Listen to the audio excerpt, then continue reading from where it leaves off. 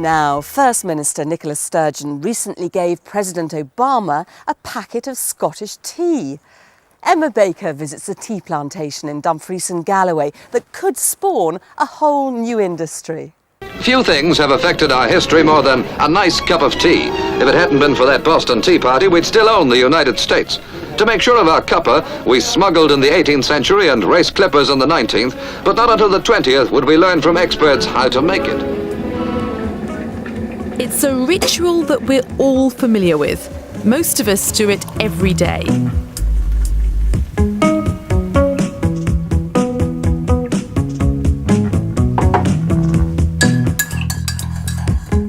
Drinking tea is part of the Scottish way of life. But what about growing it? Not something you'd think of in Scotland, perhaps. Well, think again.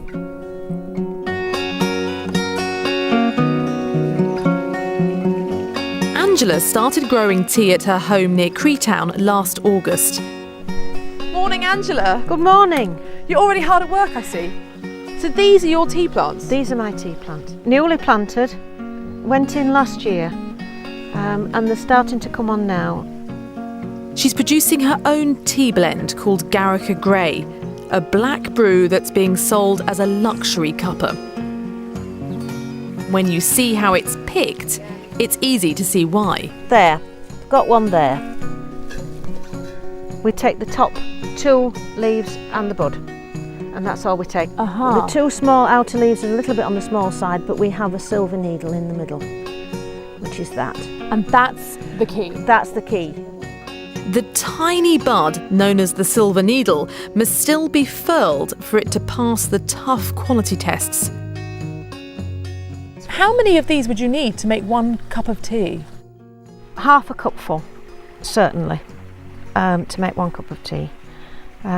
Which is a lot of little buds, isn't it? It is a lot of little buds.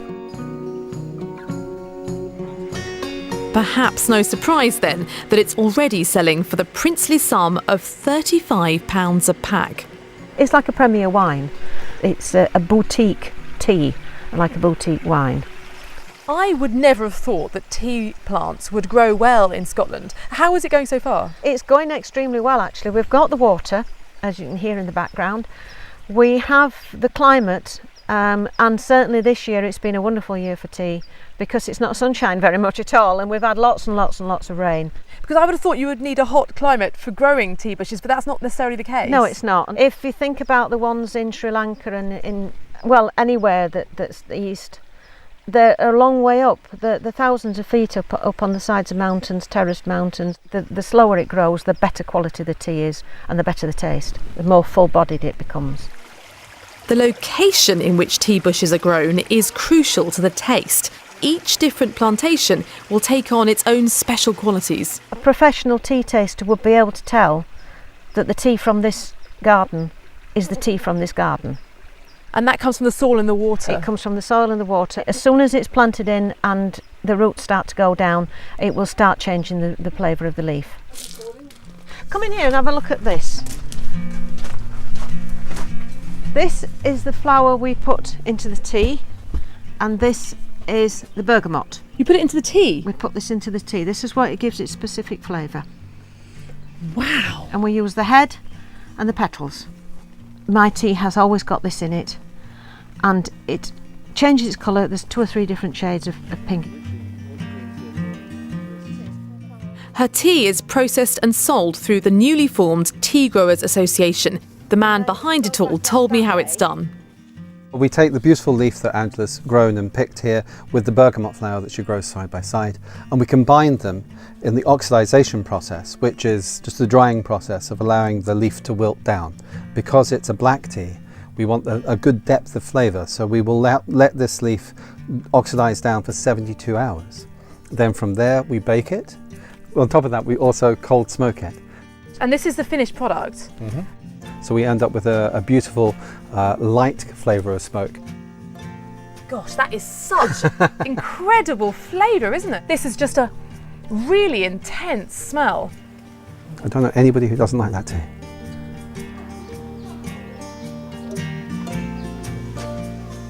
Hello everybody, thank you very much for coming. There is your roast, put in the bottom of the cup. Oh, how lovely. Excuse Right. She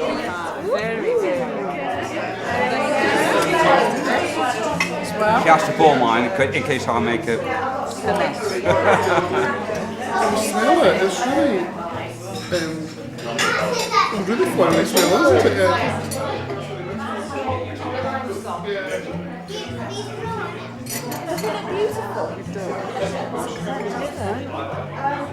What you've tasted this afternoon are 2 of the premier teas that grow in Scotland. The tea was lovely. I really liked the Garrocher Grey one, the one that we had first. The white tea was really nice as well. How surprised were you to be tasting Scottish grown tea? I know, it's amazing, isn't it? I didn't realise about the flavours and things. It's really lovely.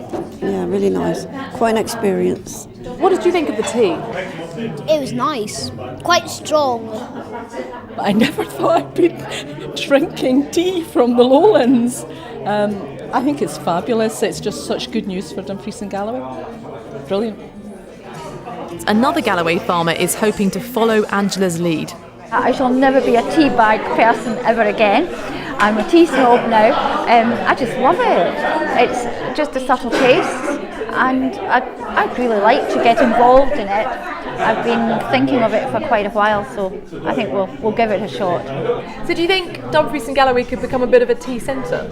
I would hope so. We've got a fantastic mild climate, and I would hope that it would take off and we could have lots of tea gardens.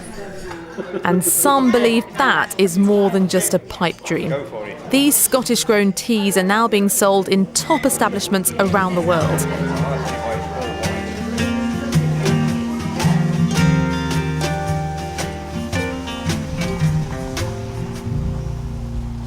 And that's it for this edition of Border Life. We hope you've enjoyed finding out some lesser known facts about our region. In the next programme, we'll be taking the tea story a little further. There's an amazing statistic from our region that many people don't know. I've come to Churnside in the Borders to this factory that will have made something you will have used at some point in your life.